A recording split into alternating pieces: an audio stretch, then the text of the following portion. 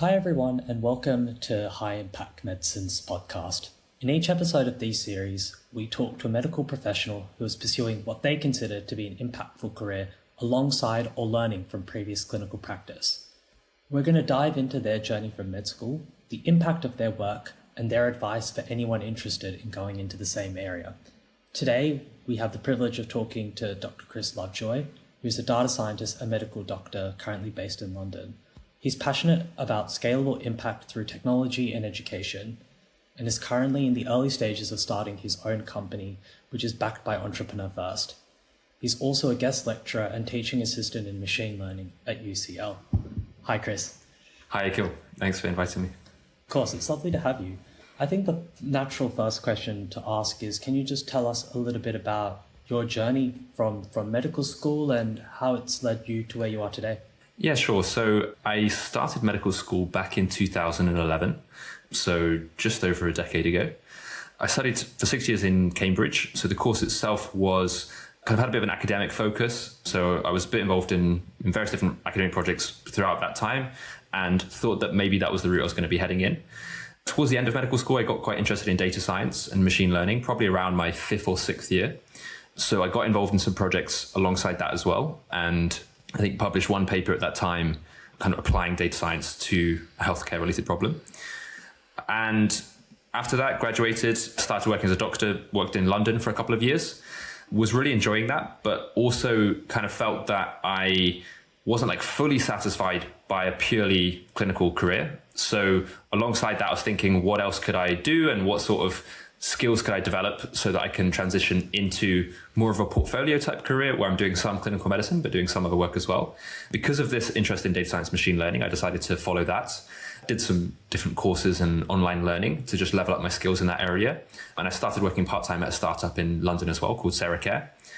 And I really enjoyed that. So that kind of gave a bit more momentum, such that then when I finished the second year of working as a doctor, kind of post-medical school, there's a potential natural break in the way that it works in the NHS in the UK, is that you can take a bit of time out of the program at that point. So what I decided to do was take some time out and do a master's degree in data science and machine learning at UCL, just to go kind of much deeper into that, because I've been really enjoying it in my kind of like free time and these little kind of hobby projects I've been involved with. Again, really enjoyed that. So then started working in technical roles as a data scientist and as a machine learning engineer, just to, again, kind of level up the skills a bit more, get a bit more industry experience. And yeah, again, enjoyed that a lot. Did that for about a year after the master's. And now I have decided to start a company at this kind of interface of data science, machine learning, and healthcare. That's what I'm working on at the moment.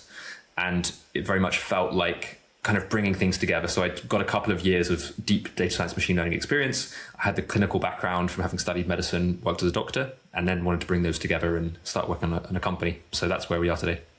Yeah, super amazing. And thank you for just sharing that journey from start to end. I think it's really nice to hear it kind of from medical school up to where you are now.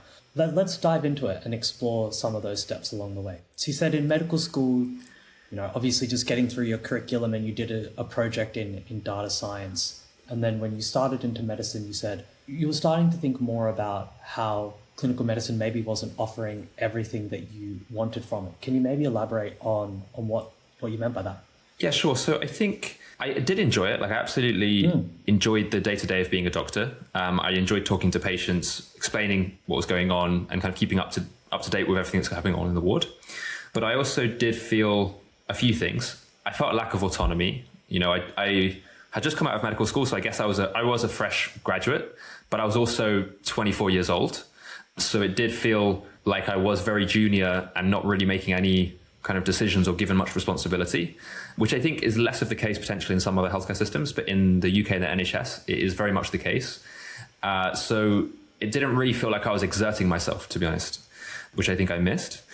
And a second thing, which I didn't realize at the time, but realized later, is actually the enjoyment of working on a project over a sustained period of time and kind of gradually chipping away at something. So one thing I've realized I really love and enjoy about data science and working on these kind of problems is that you have one project, you might work on it 3 months, 6 months, sometimes longer, and you'll gradually build up and think about the same thing every day and get a little bit better incrementally until 6 months you can look back and you've made like a lot of progress. Whereas that's quite different in the cadence compared to medicine, because in medicine, it's more like you'll see the patients each day, you'll discharge them, send them home. You might see a patient again that you saw 3 months ago, and then there's a bit of continuity there, but it's not really quite the same. It's not like you're gradually building up a project. You are gradually building up skills, but you're not building up one thing that you're kind of like creating or working on. So that was another thing I felt that I missed, or I didn't realize at that moment that was what I missed. So those were some of the thoughts kind of swirling around in my head at that stage. Did the impact that you could have from clinical medicine factor into your thinking at all? Or was it mainly regarding like autonomy and this idea of like building up impact and skill? Yeah, no, absolutely. Thinking about impact was a big factor as well. So yeah, I guess actually to add to those 2 points, the third one was really thinking, how can I scale up my impact? So initially I started coming from the point of view of what else can I do alongside my clinical career? Because as is kind of discussed in the effective altruism community, with your clinical career, you see the patients that are directly in front of you, but you can't really like easily scale that because you can only see a certain number of patients in a particular shift. And then the other side of that is that also for me and like what my kind of skills and interests are, I'm very interested in the data science side of things, the maths in coding, and that stuff I really, really enjoyed. So I wanted a way to express that. So actually when it came to like stepping out of medicine, probably the two main reasons I would say were, one is pursuing an innate interest and enjoyment in the maths, in the coding. And that's an enjoyment since I've had since I was young. And then the other side is the desire to scale my impact and try and do things that will mean I can affect more people.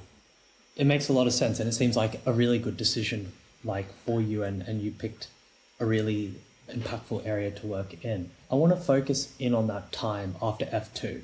I know you said that, at the end of F2, it's kind of a natural transition to potentially do something else or explore another option. But it obviously is also somewhat daunting to say, hey, I have this job that is paying me and that has a bunch of, respect and is valuable, even though it might not necessarily give me everything that I want. How did you feel taking a step out of clinical medicine? Talk me through your thought process at the time. Yeah, sure. So I think the first thing I would say is it wasn't so much a cold start of doing F1, F2, and then being like, now what shall I do? Okay, let's go on to do the masters. I'd very much built up to that point by doing lots of kind of small projects that gave me a lot more confidence when going into that decision. And there's a book that I quite like I think it's called Little Bets. And the idea is that when you're coming up to making a big decision, you just make little bets on lots of different things and you try something small. You don't know what's going to happen with it. But then once you've done that, you can then make the next little bet and you kind of end up making big bets is the idea. So I think for me, taking a full year out of medicine to do a master's was a big bet, but there was lots of little bets before that of trying out different projects, getting involved in a bit of research, working at the startup, that it meant when it came to that decision, I knew I was pretty confident after F2, I wanted to spend some time doing something else. I'd considered various different options. So I had applied for jobs at a few different health tech startups in London, and then ultimately just decided that the master's was probably the best step for me to take. Yeah. And I think I knew I wanted to try something, and it was the perfect point in that career path after F2. Just the way that it's set up in the UK with this year that people commonly do other things in after your second year. I mean, it makes a lot of sense. You take smaller bets before taking a bigger bet. And I know that there would probably be a bunch of our listeners who are interested either in data science, machine learning, or in a completely different course area who are thinking about, okay, perhaps I want to try something out. What are small bets that you think someone who is interested, particularly in machine learning and data science, could do to get a flavor for the work and see if it suits them? Yeah, so I'd say the obvious ones are just doing online courses, learning how to code, and almost certainly learning how to code in Python in terms of language. I think that's very much the starting point, and that anybody who really wants to try things out should do a course in one of those. And there's various good courses online. Andrew Ng has a very, very popular one on Coursera on machine learning that a lot of people tend to do quite early on. And the advice after that would then be find something to get involved in, find some kind of project, find something that is a smaller version of what you are thinking you might want to do. So if you're thinking about you might want to be a data scientist or work on big health data science projects, find a small project you can do. Find someone who has a data set that you can do some simple analysis on. If you're thinking you might want to apply machine learning to research, find a research group that's using machine learning in some way. Talk to them and see if you can just contribute a little bit to that paper. I'm a big advocate for getting onto actually practical things in the real world. So the courses is like a fundamental. Do some courses, get yourself well versed in the fundamentals, but as soon as possible, get onto actually doing something in the real world. Small projects, like nothing that's going to last more than a few months, I would say initially, unless you're really confident. But there are a lot of opportunities. There's definitely increasing number of opportunities out there. And that's what I would say. Absolutely, just like throw yourself into something, see how it goes. Worst case, you didn't enjoy it, and then you've learned that maybe that's not quite right for you. Yeah, and because you haven't invested more than a few months, then it's not a huge loss, right? It's not like you've taken a year or two out.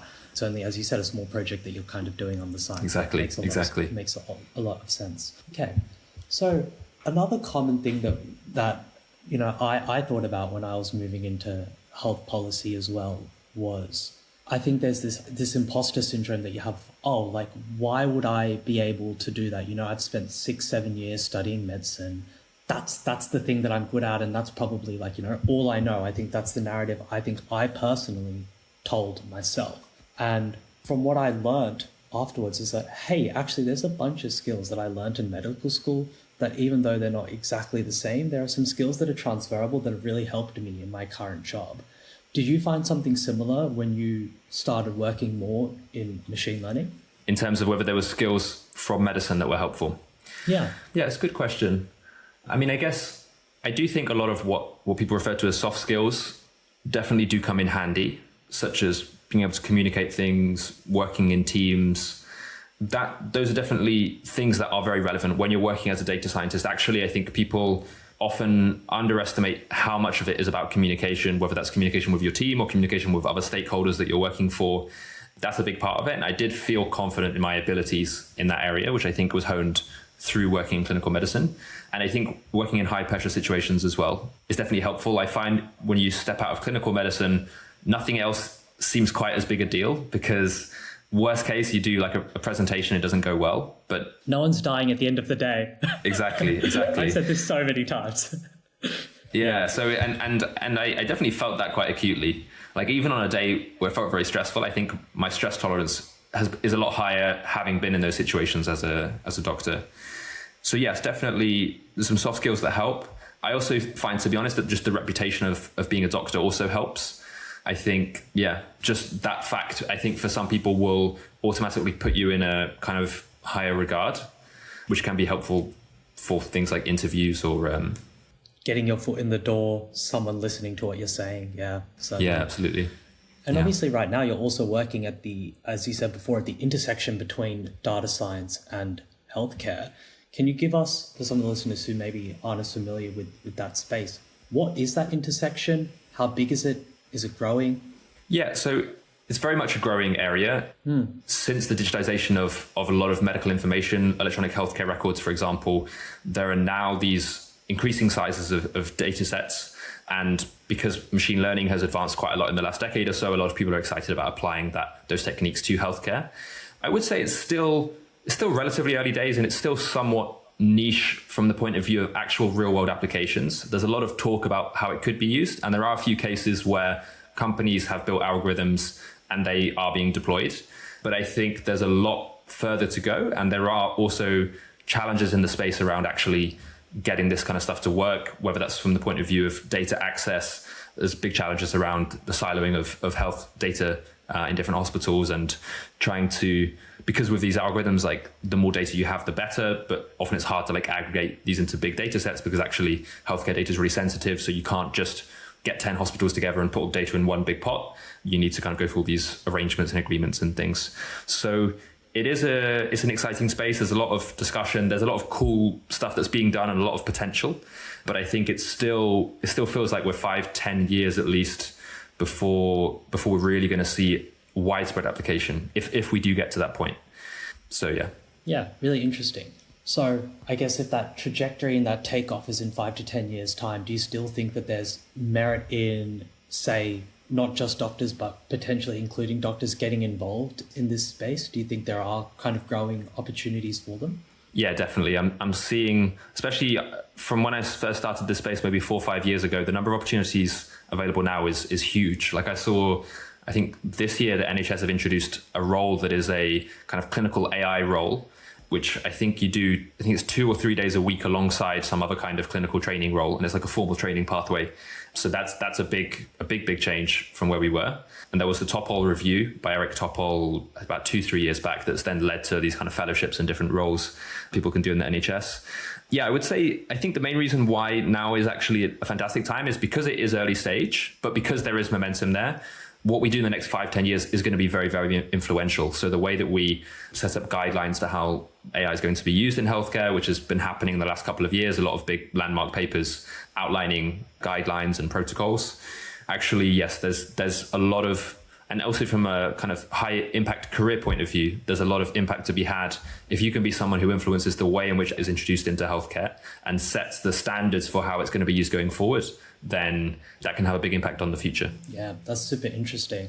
Certainly within healthcare and in general, I think there's a massive discussion about setting up systems and governance so that AI is used in appropriate ways that further equality rather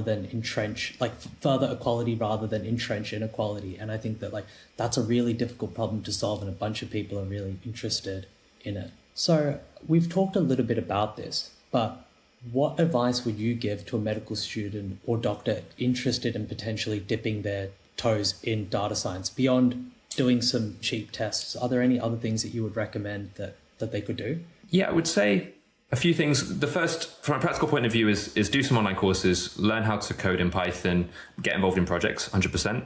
The other thing would be reflect a bit on what you want, like why you're considering getting involved in the space, what sort of role you might want to do. Is it that you want to be an academic and you see that machine learning in healthcare is going to be a big area of academia in the future?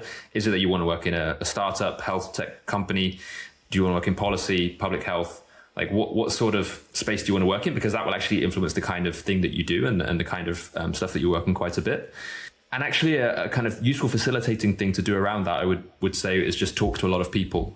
I did find, particularly in the first year, I made a habit of really just talking to as many people I could, working within the kind of wider health tech space, just really understand what's the lay of the land, what sort of opportunities are there, what sort of skills would be valuable, what sort of things can you do as a doctor, what kind of value add can you have, what can you offer. So I think from the point of view of getting up to speed quickly, just talking to people and building out your network is valuable and will also pay dividends down the line. Because a lot of the people I spoke to 5 years ago, I'm still talking to today. And now actually we're having ideas for startups and companies to work together, or he's giving me advice on fundraising, or he's introducing me to somebody else who's giving me useful advice. So definitely worth getting those kind of contacts in and have those conversations.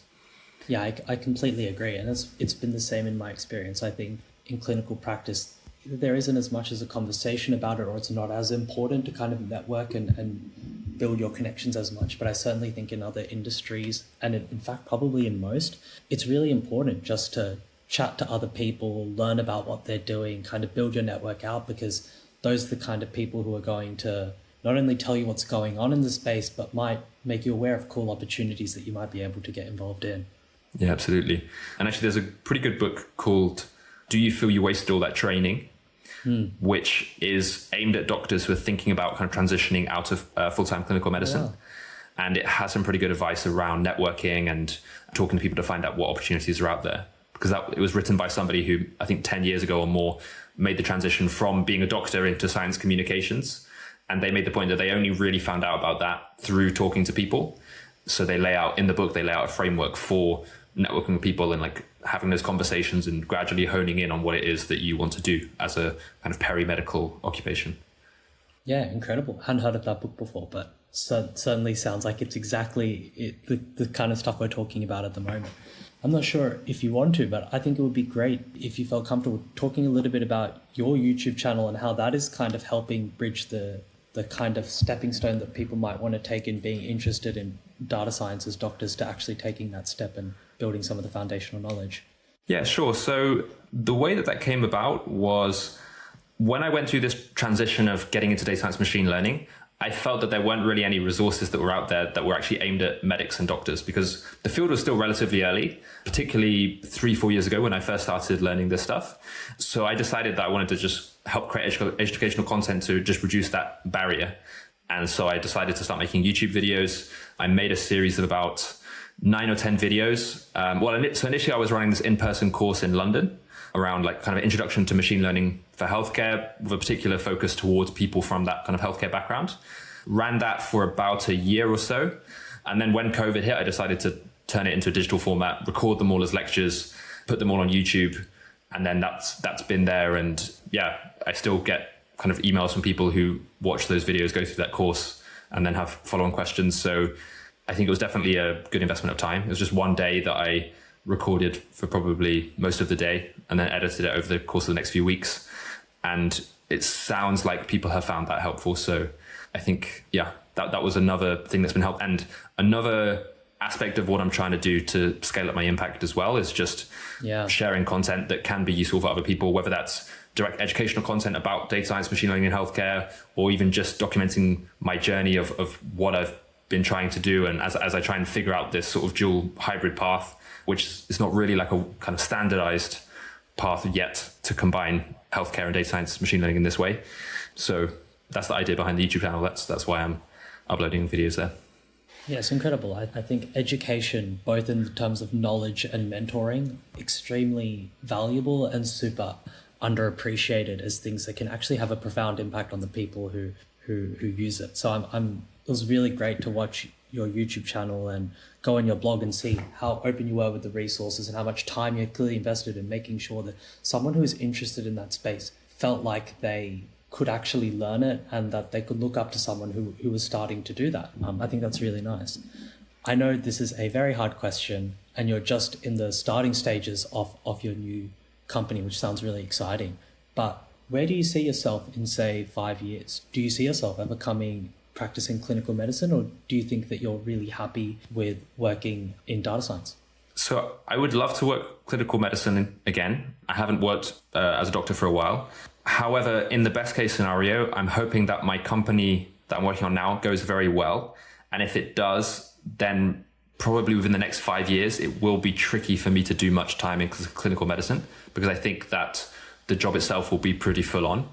So in terms of where I see myself in 5 years, hopefully with a impactful, international, well-established health tech company, and in a position where I guess maybe at 5 years, I'm starting to think about leaving that company, moving on to the next project. Maybe not. It does depend a little bit on how it evolves. If I am thinking about then leaving that project, then I would definitely be thinking about clinical medicine, maybe going into a clinical training pathway, perhaps doing that part-time and combining it with something else, and looking to set up myself for the future where I'm kind of combining the different jobs to fulfill the different kind of interests and desires that I have from the career that I'm working on, which would be something like 2 days a week, 3 days a week clinical medicine, maybe then working on a different company, maybe the same company, maybe a different company, maybe advising other companies or working in the startup entrepreneur space in some way. And then perhaps, yes, other kind of data science tasks, jobs, maybe research.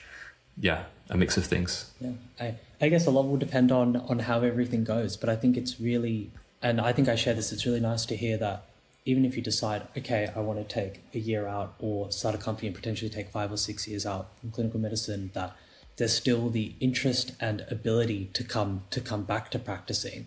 And that I think that is one of the unique, lovely things about medicine, is that perhaps unlike other areas that we do have this ability to go back, because I think you clearly enjoyed it. Yeah, I hope so. Yeah. And just to finish up, if listeners of this podcast wanted to learn more about data science, and I know you've given an incredible amount of advice, what would be your number one must read or must listen, other than your own YouTube channel? Yeah, great question. I would say yes, one thing I haven't mentioned. So as well as the courses I've mentioned, such as Andrew Ng's machine learning course, and then there are a few AI for medicine, AI for healthcare courses popping up from kind of Harvard, Stanford, and a few other places, which you can find online.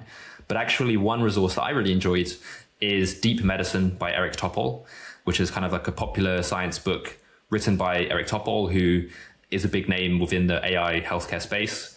And yeah, I really enjoyed that book. I think it gives a good overview of data science, AI, and how it's being applied to healthcare across different specialities, and extracts a lot of broad themes, and then makes, at the end, it kind of makes a bit of a kind of prediction for the future or a plead for how we can shape the future of AI in healthcare. So I think that's a great book. And to be honest, Eric Topol's also got a lot of good tweets and information that he shares and has been on a lot of different podcasts. So anything really by Eric Topol is probably a good introduction.